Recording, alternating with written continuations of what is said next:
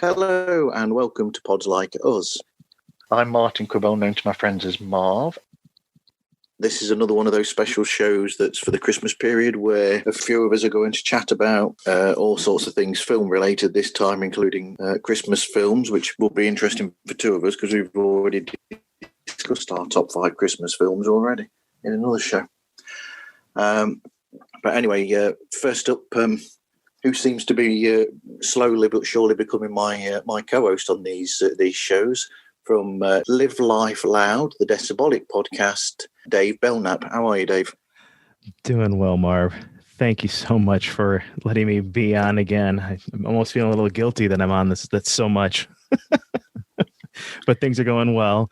I'm in the midst of just getting my third episode up, which should be up definitely, hopefully by the second one will be up and running by the time this airs.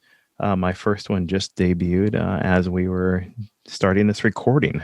So it's a very exciting time for me. That's cool.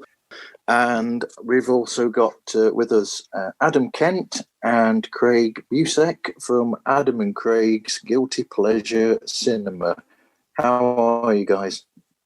Oh, we're very good, man. Thank you very much. Very well. Feeling festive. Thank you.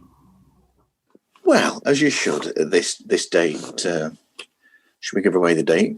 15th of December, and you'll get the episode at the weekend. So, yeah, I feel better already because Animaniacs took 2 years from the time that they write it to the time it actually hits television. So, if it only takes you 5 days, then you're ahead of the curve. That's true. And when it gets edited, I'll make it sound that good that I actually come out as being a decent presenter. Any episode that starts with a strong Animaniacs reference, I am very happy with. Thank you for that. Yes, not enough people talk about the Animaniacs, and they should. So what are you up to at the moment with your own show? So today we just released Air Force One starring Harrison Ford. That's actually, I think, one of our better episodes, actually. I think as we've grown and we've gotten used to the formats of our podcast, I feel that actually we started nailing down the pattern, nailing down because I think as we've spoken previously, Martin, where we sometimes do waffle on a little bit and we'll go for hour, 2 hour, 3 hour sessions, where obviously we try to condense it down to an hour. So I feel that as we sort of get more experience, we'll start to sharpen up a little bit. And with that, today we've just finished recording our own Christmas episode. So that will be hopefully released within the week before Christmas. And I think we are going to try and do Daylight The tonight. Sylvester Stallone classic. That's right. Yep, start the new year with a bang. That's the one. So yeah, we're going to try and nail that one down for tonight. Nice. That's great. So, do you all listen to any other podcasts, that are related to films, or and what do you think of them? Do you want to go first, Dave? Yeah, Dave does a music podcast, but yeah, go on, Dave. What do you think of?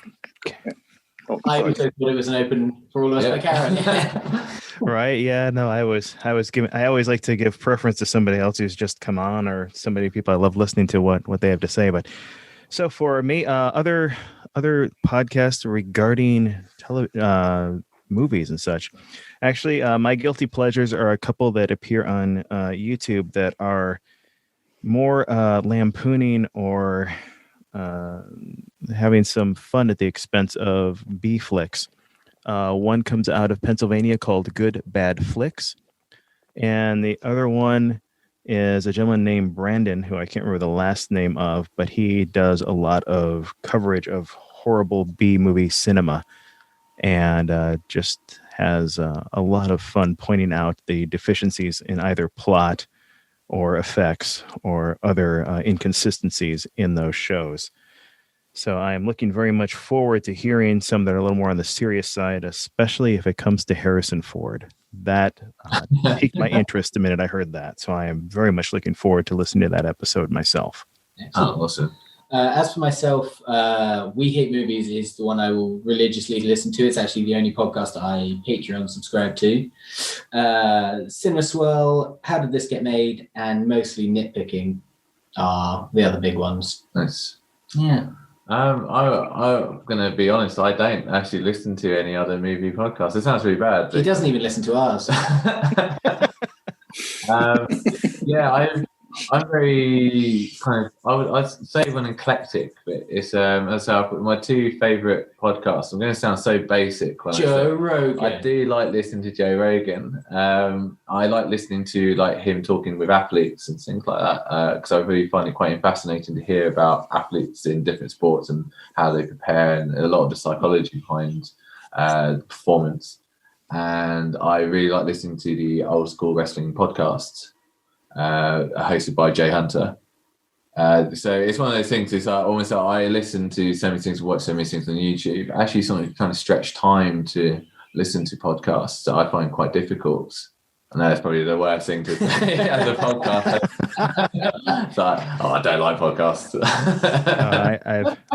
I've had a couple where I've had to listen to them for information, and that 1.5 speed is a godsend. Oh, good shout, actually. I might have to try that. You're like a skinny chef. High speed. I trust you. Yeah, I'll speed run through some podcasts. It's not a bad idea, actually. Yeah, I sometimes use 1.5 speed occasionally. There's so many different types of show out there about films, because not all of them are the same as yours, Adam and Craig, where you watch a film and then you discuss the film. You get some that are, like we've mentioned, hopefully she'll join us sometime in the conversation. But that one I mentioned to you before we started recording, Film Bug.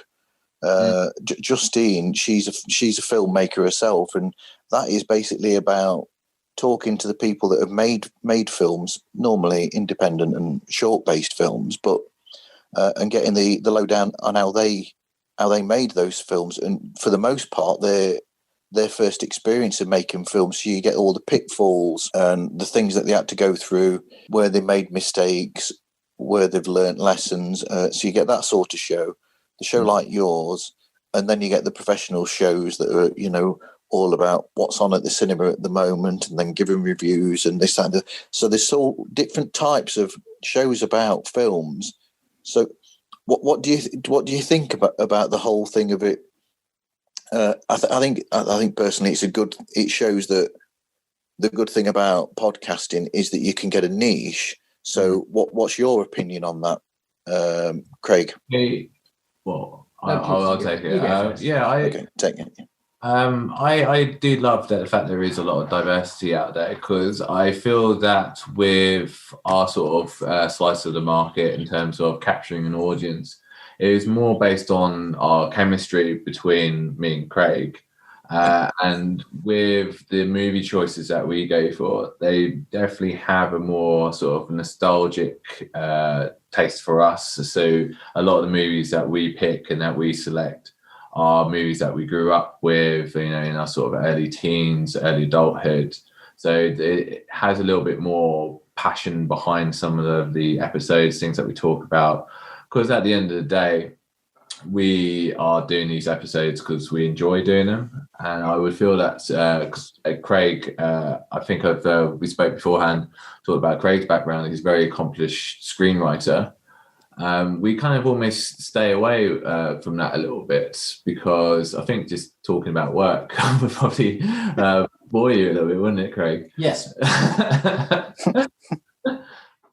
As for me, I love it. I love the fact that there are so many different podcasts that are film talk podcasts, because when I discover a film, and not necessarily like a new release, but an old classic, I want to see how many podcasts have done an episode on that, so I can get 5, 6, 7 points of view on it. Much the same as if you read, 8 or 9 different newspapers on a story or a film review, you want to get a fully well-rounded opinion. With obviously podcasting, you get much more of a personality to what's being released.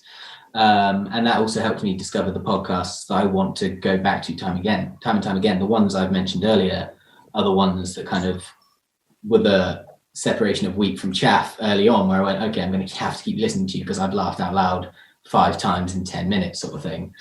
But yeah, the mass of film podcasts that there are just leads to more voices talking about sometimes more and sometimes the same film. And I think it's great.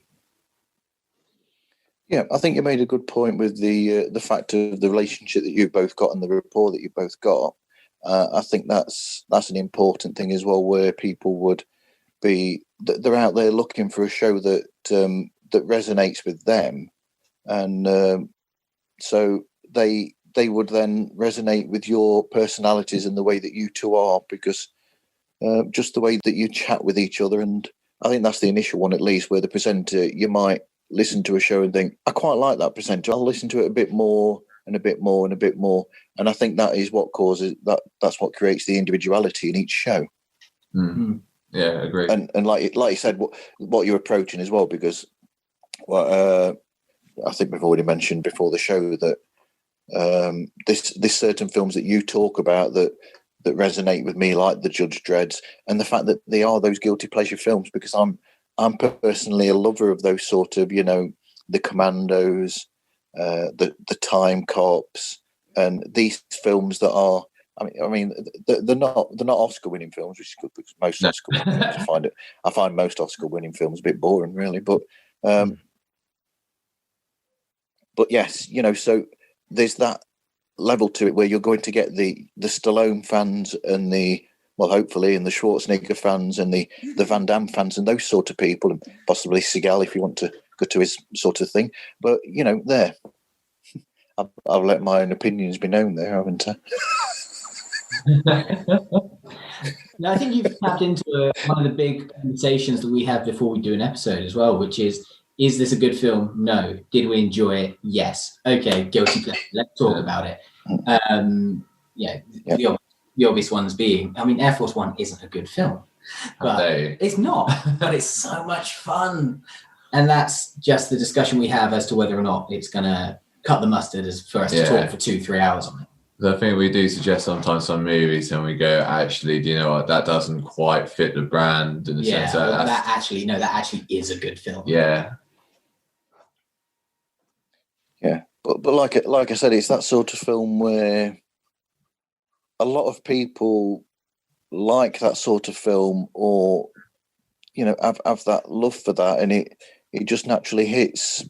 And calling it guilty pleasures as well, I think that works really well as well. I think that pulls people in.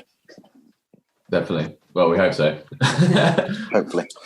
So, anyway, what memories of Christmas have you got, specifically Christmas films, Adam?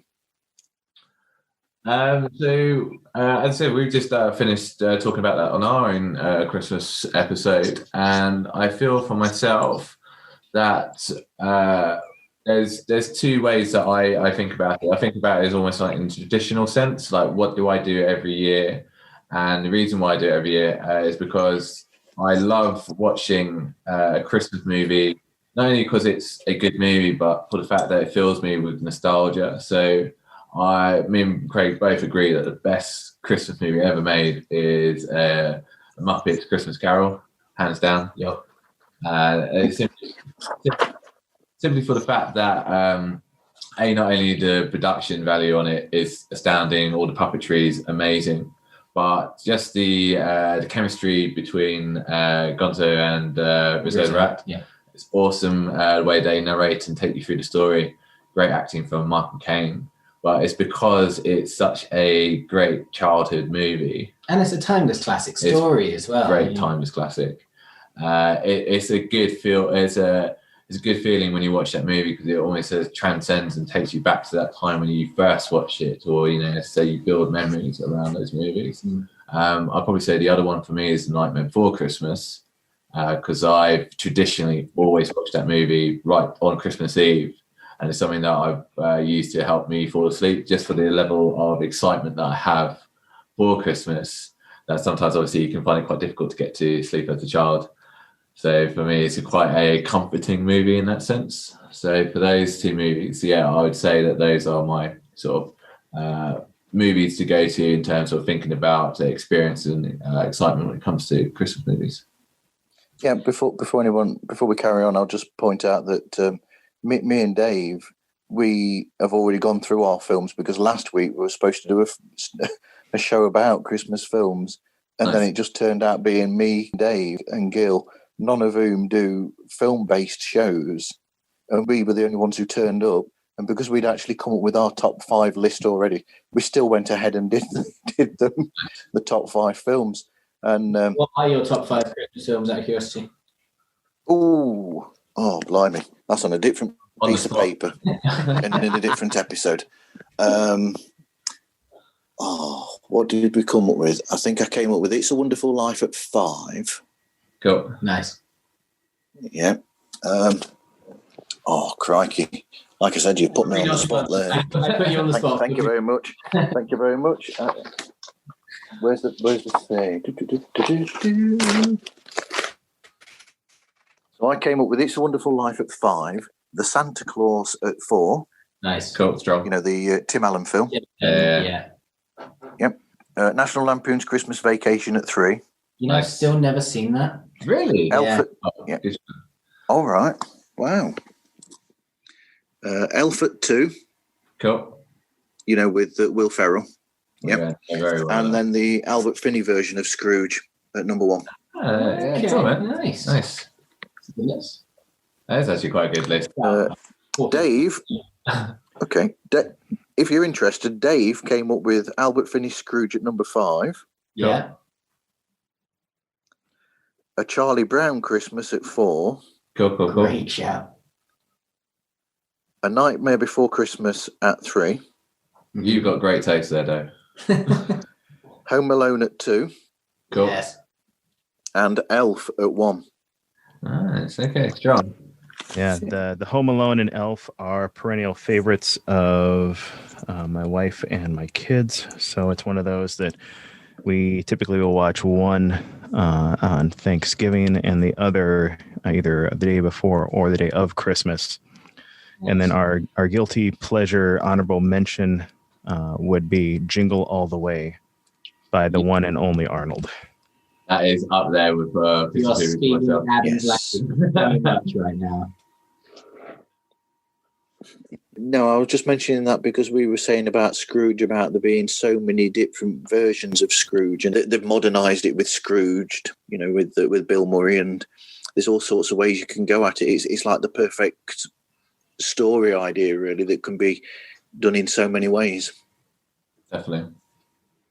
As a matter of fact, to that extent, something that flew by on, it was either Twitter or on Instagram recently for me was one of the wrestling promotions is actually going to do a retelling of A Christmas Carol. And I think somehow it revolves around Chris Jericho as being Jericho Claus or Santa Jericho or something strange like that. I'm definitely going to have to check this out. It's right up my alley, that. It sounds like the sort of film that Bill Murray's character was making at the beginning of Scrooged. You know, when he's got all those tanks and everything, with Santa having a tank, and I'm delivering these presents, God damn it. Here it is. TNT's AEW wrestlers to reenact the iconic scenes from A Christmas Story in celebration of a 24-hour marathon on December 24 and 25. Nice. Is that based on Christmas Carol, or is it based on the film A Christmas Story? Then, you know, that one with that little boy. You know, you're right. My bad. Since it is A Christmas Story. I was so thinking of it somehow being A Christmas Carol, but it is A Christmas Story that it is based on. Cool. Because one of the guys will be doing the part of Ralphie. And then you've got Mr. and Mrs. Parker, Schwartz. Everybody is showing up apparently in this. So is someone going to be losing an eye then? Well, maybe. You know how it goes in wrestling. That's it. Yeah. I only watched that film for the first time last week, A Christmas Story, and when I watched it, I kept watching it. I kept thinking it reminded me of Everybody Hates Chris. Yeah, for some reason. Yeah, I get that. I feel that movie kind of flew by for us in the UK because I know it's a big sort of American tradition like to watch that movie around Christmas? Yeah, I mean, I've never seen it. Yeah, Craig lives with an American at the moment, and when we're talking about Christmas movies, that's like her go-to, a Christmas story. And me and Craig were like, yeah, we kind of know the it. kid that kind of looks like Richie Rich, is that the one? Yeah. Yes. Yeah. And that's it. And the only thing I know about that is he's looking to get that air rifle, and he ends up shooting his own eye out or something like that. But it's classic Christmas. There we go. It's a classic Christmas story. Yeah. What would be a Christmas story without a gun? Eh? Exactly. Well, yeah, I wouldn't be an American Christmas story, would it?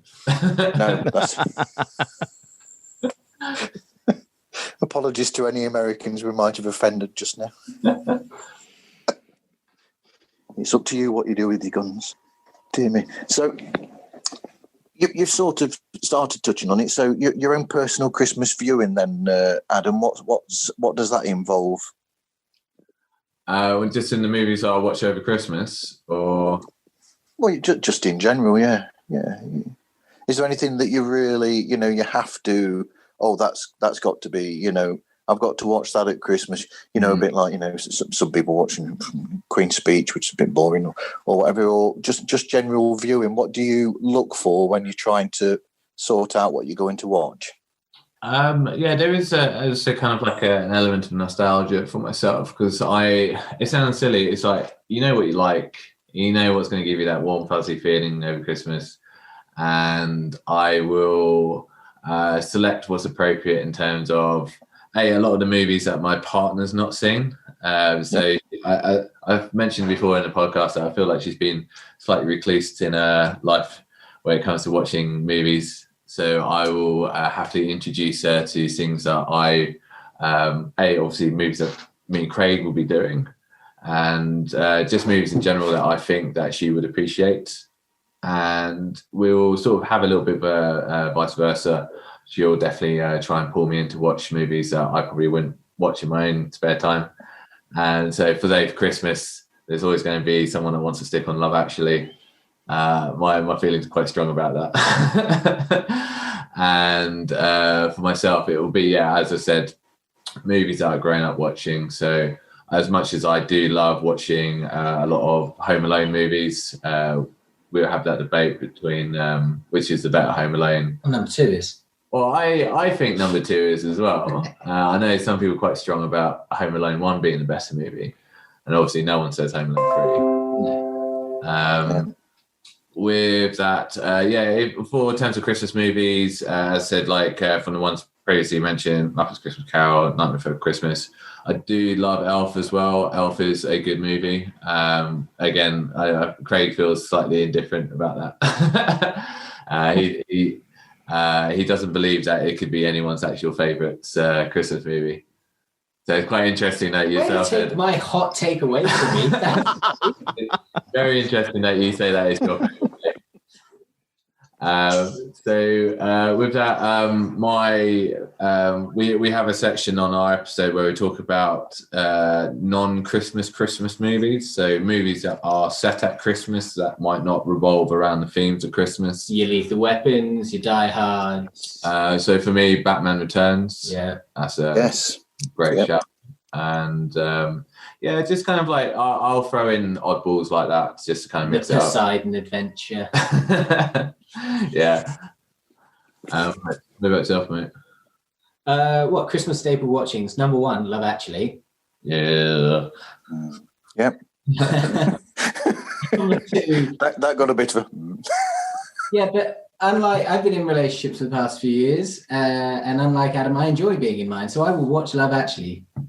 I think Love Actually is a film with great stories and terrible stories, and as long as you can get past Nick from My Family going to America for an orgy, the rest of it's great. Muppet Christmas Carol, always around the Christmas time, usually in the Christmas week, I'm saving it all December, like building it. It's like, all right, it's time. I think last year I went to see it at an open air screening near me, which was great. And then I'll typically watch It's a Wonderful Life with my mum and dad because I'll go home for Christmas. And then Boxing Day, always The Great Escape. Yeah, good. Not a Christmas movie, but it's a Boxing Day tradition. Yeah.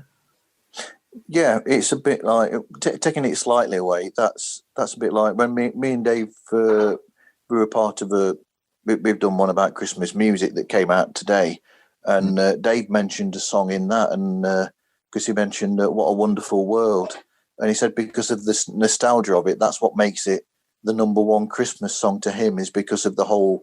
Because it's not about Christmas, but it's a song that has that nostalgic feel to it. Yeah, I get that. And just to show how good these two are, they've hit on the next bit that I was going to say, which is what makes a Christmas film. And suddenly they've gone that way, segued. They're professionals, unlike me. We just had this debate in our episode titled "What Makes a Christmas Film." Well, I can give you the numbers below. It's definitely the plot has to revolve around the themes of Christmas. It cannot just be set Christmas, because otherwise, we had the debate about like, is Die Hard a Christmas movie? It isn't, because all the plot points about Christmas you can interchange for any other holiday. For example, him going to visit his wife because she's at a Christmas party. It could be any party. It's just that they're estranged, and then he's going to pick her up just because they've got some Jingle All the Ways and some references to Christmas in it. Doesn't make it a Christmas movie. Whereas Miracle on 34th Street is a Christmas movie, even though half of it's a courtroom drama. Santa Claus is pretty integral to that movie, and the idea behind and the themes behind Christmas play a huge part into the plot as well. So that's a perfect example of a Christmas movie. So for me, the answer is similar but different. So whilst not every film that's set at Christmas is a Christmas film, every film that's a Christmas film has to be set at Christmas. Yeah. So number one, it has to be set at Christmas. And number two, the biggest one, if you look at the entire list of Christmas films that there has to be an arc of redemption for one of the main characters or all of the main characters. You're talking your Grinches, your Ebenezer Scrooges, Kevin McAllister's. Isn't that, in a way, just every movie to a degree where there is an element of equilibrium, disequilibrium? Not at all, because Lost in Translation isn't redemptive. They don't end that film having learned how to appreciate the value of family and Christmas and holidays. They separate. So no, absolutely not. I think every Christmas film that is a Christmas film, including The Miracle on 34th Street, including Elf, are characters that go, I'm going to change who I am because of the holidays, because of the spirit of goodness of family, friends, and the festive season. And that's true. That's true. Sorry to interrupt there. That's true. What you're saying is that you've got a character who develops through the film. So they start at one place, and then towards the end, in most of the really good Christmas films, they end up a changed person through the events that have led up to that end. I admit, that's a common theme in a lot of films, quite right. But it's the common theme in a Christmas film. So those two things, having it at Christmas and having the character go through a redemptive arc, like I said, because of things that are holiday-based or to do with those holidays, those three things, Christmas movie. Yeah, cool. Which is why isn't a Christmas movie. Yeah, I was going to say that I actually put a picture up of Lethal Weapon in the because I put up all these films that I think I was asking people what their take on Christmas films was, and I put that up as a picture almost as a bit of a joke, because I have the same thing with the Die Hard and the Lethal Weapon film, where I think the films are based around Christmas, but the films don't have to be based around Christmas for them to work. I mean, especially Lethal Weapon, because the only reason why that is because it's happening at Christmas time. Other than that, everything that happens in that film, all the, chasing the drugs where they're coming from, and every single thing in it, that could happen at any time of the year and doesn't have to actually be at any point, season either. It's a Shane Black classic. He loves setting his action mystery movies at Christmas time, just for the contrast. The happy, Long Kiss Goodnight, whatever. Long Kiss Goodnight, Iron Man 3, Kiss Kiss Bang Bang. They're all there. Yep. They're all at Christmas. They are. So that takes us to then, since you've heard mine and Dave's top 5 Christmas films, What are your top 5 Christmas films, Adam? So I will go in from top to bottom then, because that's really easy to play for myself, I think. So number 1, Muppets Christmas Carol. Number 2, debatable whether Nightmare Before Christmas is a Christmas movie, because is it just a festive movie in terms of obviously it's Halloween and Christmas. So I'd like to think it's a Christmas movie. Number 3, I will say in terms of loosely Christmas movies, might not exactly be a Christmas movie, but I definitely got to put Home Alone 2 up there. And I will say that number 4 and 5, I probably would have to go with something classic like It's a Wonderful Life. And I don't actually know, it's one of the things I'm going to say. I don't actually like the movie, but one of the things I do like watching It's a Wonderful Life is watching it with my family. Yeah. You know what I mean? It's just like it brings back that sense of, bonding over a movie and things like that. And it's not, as I said, like, I can switch off and not even pay attention to Jimmy Stewart and where all the money is and all that jazz. But it's, as I say, it's more the experience. It's like, it's for me, it just brings back a lot of good, fond memories. Number 5, Curveball, Jingle All the Way. Wow, there you go. Davis, put your stand aside one is his number 5. Yes, my runner up. It is, yes. Yeah, gotta give Arnie some love. Exactly. Well, you have to. Yeah, it's Arnie. Yeah. So, Craig, what are your top 5? Then I'm guessing you've got the same at number 1. Number 1, Muppet Christmas Carol every time. Number 2, Home Alone 2, Lost in New York. Number 3, It's a Wonderful Life. Number 4, and we can all debate on whether or not this is a Christmas film or not, but it's Gremlins. Yeah, cool. And number 5 is How the Grinch Stole Christmas. Yeah, cool. Jim Carrey's The Grinch. Yeah, Jim Carrey one. What do you think of the other versions of the Grinch story? The Cumberbatch one. Yeah, there's that one, and then you've got the Chuck Jones one from the late 1950s, early 60s. I think the cartoon one has its nostalgic place, and then I think the Jim Carrey one just had Jim Carrey in it. You know what I mean? It's a great Jim Carrey movie. I actually haven't seen the latest one with Benedict Cumberbatch, but the original one, I mean, yeah, it's a lot shorter, isn't it? Like 25 minutes or something. So it's a good, like... Something like that, yeah. Sit down for dinner. Oh, we've just got time for an episode of something. Oh, we'll just chuck on the Grinch. It's lovely. But, the hour and a half, hour and 40 minutes Jim Carrey one is great. Not only for the weird swingers party joke that happens, it's really subtle about an hour in. Just seeing a load of Who's chucking keys into a bowl. Great. It's Christmas, everyone. Yeah. And I would say that Gremlins is a Christmas film because the Gremlin is a Christmas present. I agree. Which automatically... Hang on a second. He's about to say that it could be a birth. He's about to say exactly. Just any old gift. You're on the top there. It could be any reason for gift giving. It's just the fact that it's being given a gift at Christmas. That's it. But it wasn't even released at Christmas. It was released in the summer, I think, because I saw that and Ghostbusters on the same day, and I've just dated myself there. Good knowledge, mate. Always appreciate that. That's all right. It's actually a memory of mine. That is a good memory of me and my 2 older brothers both going, all 3 of us, going to the cinema together to go and watch one after the other, those 2 films. But other than that, I think they're a great list. And I remember somebody saying on another show, not mine, they said Nightmare Before Christmas. They actually have this tradition where they'll watch it first at Halloween, and then they'll watch it again on Christmas Day, because they said that technically it's a Halloween and a Christmas film. Yeah, I'd agree with that. Because the film starts at Halloween, I think, at the beginning of the film, if I remember rightly, and at the end it's Christmas. I think that's right, is it? Yeah. That's right. So, crikey, we've got through all the points, have we? Oh, fantastic. Good job, everyone. Have we got through everything? That was quick. Yeah, you've got the only thing left is advice centers, where to find us in the outro. That's true. Anyway, Start throwing out some general advice if you like. go on then.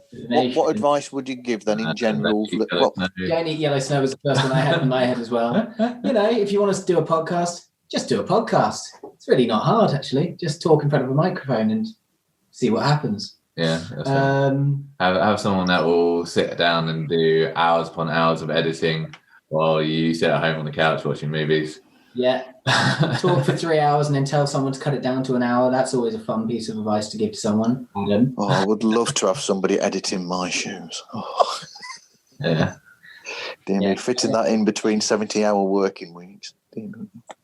Apart from that, major advice, watch The Muppet Christmas Carol. Everyone should, and it's amazing. In fact, if listeners want to, watch every single version of Christmas Carol that's out there and then get back to us with your top 5 versions of A Christmas Carol. So, anyway, Adam and Craig, where can people find out more about you and your show?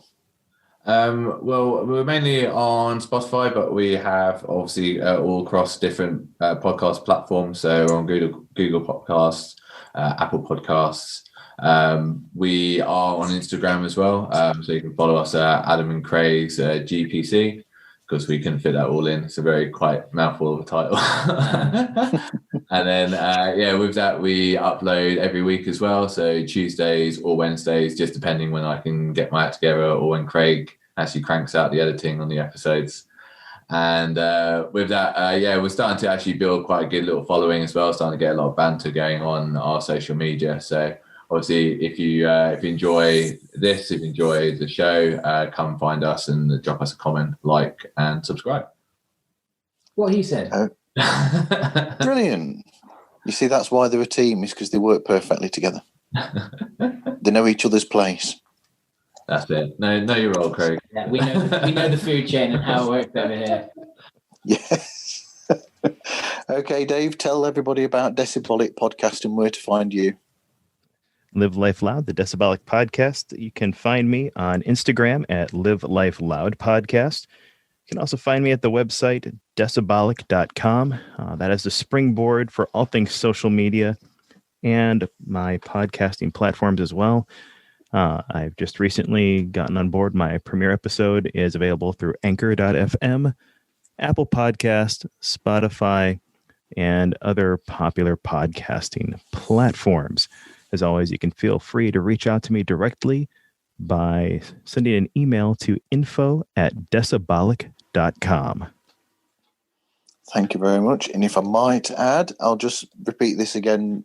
As I said to you online the other day, Dave, I loved those voices that you've got in the bout later on in the episode, that pilot episode. I think that's brilliant. Thank you. Yes, just for a little difference rather than starting my first episode right off with an interview, because a couple of my interviews have gone over to spilling into multiple episodes. Being new to the podcast scene, I am making mine bite-sized, so they're about the length of an episode of The Office, American or UK version. And with that in mind, it makes it pretty easy for someone to squeeze me in between all their other favorite podcasts. So I'm always happy being your second favorite podcast to listen to. But in the pilot episode, I did a multi-voice dramatization of me picking out which microphone I would end up using from that point out to record my future podcast episodes on. Yep. And Adam and Craig's show is all about, like we said, guilty pleasure films, such as Arnold Schwarzenegger films, and B movies as well. And they're a decent bite-sized length of an episode each as well, I think. Well, I'm glad you think that. Yeah, we've had some discussion about the length. No comments. Okay. Run for under an hour. Once it's been edited, so hopefully you can listen it to and from your commute to work is the goal. It is, and if you've got a longer commute, then you can listen to 2 episodes. There we go. Nice thinking. And catch up with all that great content. Anyway, thank you guys for talking with me today. Oh, thanks for having us, mate. We really enjoyed ourselves. Yeah, it's been an absolute pleasure. Thanks very much. And both of you, have a great Christmas. Yeah, thank you very much. Enjoy the new year as well. Great being here with all of you. Have a great Christmas and Happy New Year, everyone. Oh, sorry, Dave, I talked over you. Say it again. No. It was great getting a chance to talk with you guys today, and thanks for letting me be a part of yet again. Okay, thank you. And thank you, everybody, for listening to the show. And I hope you listen again to another episode of Pods Like Us.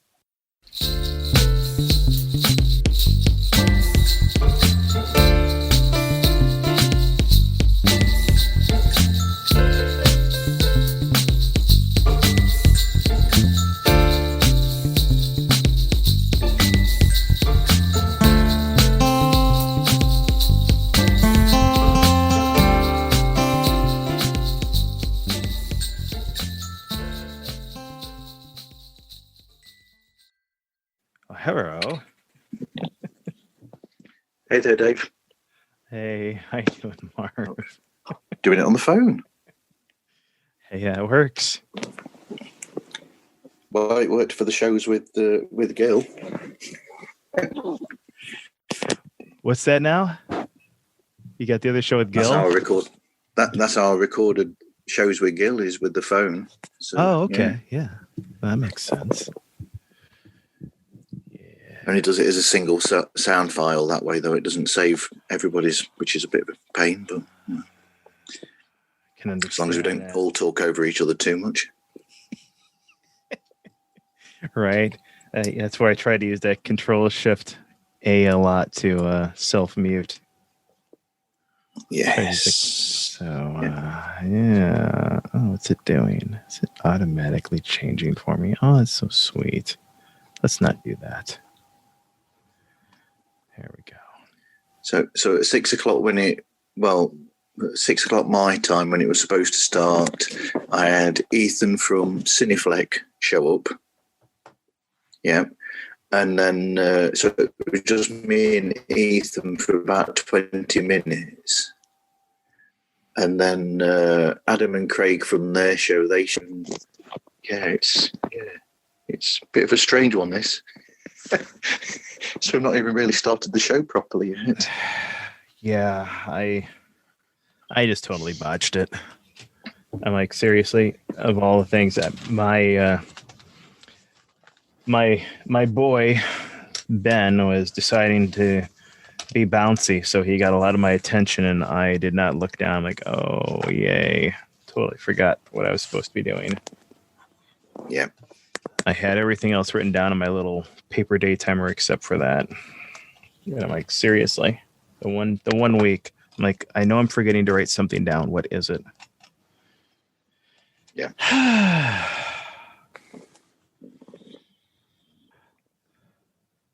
So that's where I have been at. No, compression's off. So why is it changing it? So, Adam and Craig joining for the chat. Yeah, I mean, they were on.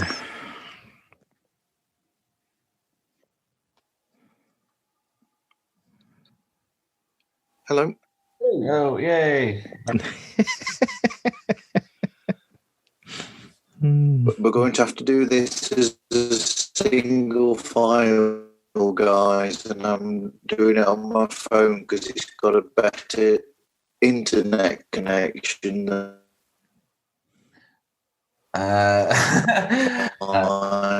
obvious.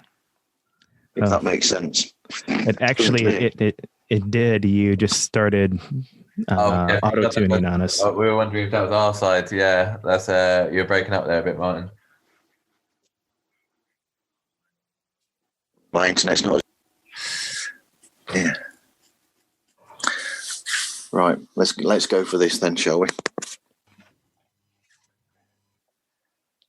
Okay. How did that go? And I'm really sorry about the technical issues. Oh, no worries, Dave. Don't worry, dude. These things happen. Oh yeah. Yes, they do with me. That's for sure. Yeah, Dear me. So all the I get hiccups to tell Craig if there's any technical issues. That's all good. that's good. So you got anything planned then, guys, up to the run up to Christmas? Are you all working?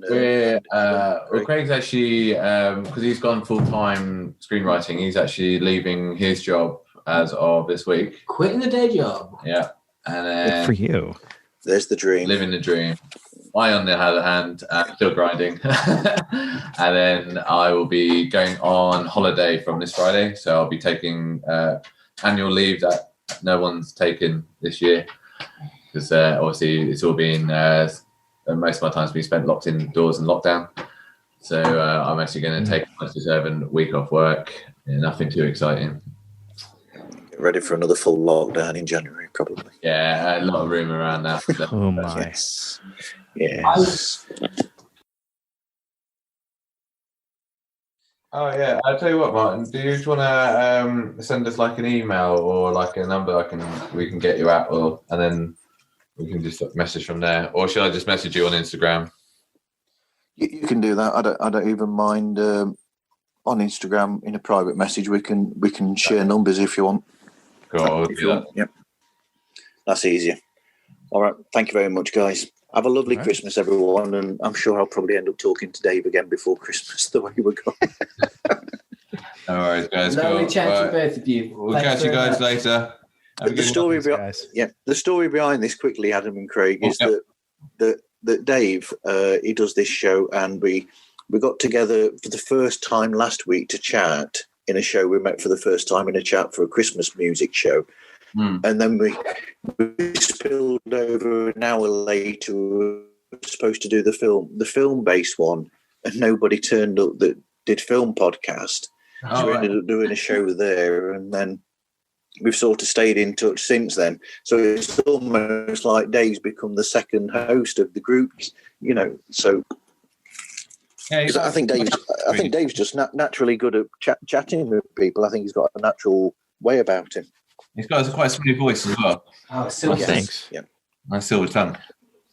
Appreciate that. Agreed. Anyway, thank you guys. Have a lovely Christmas. Catch you soon. You too, guys. Yeah, bye. Bye-bye. See you.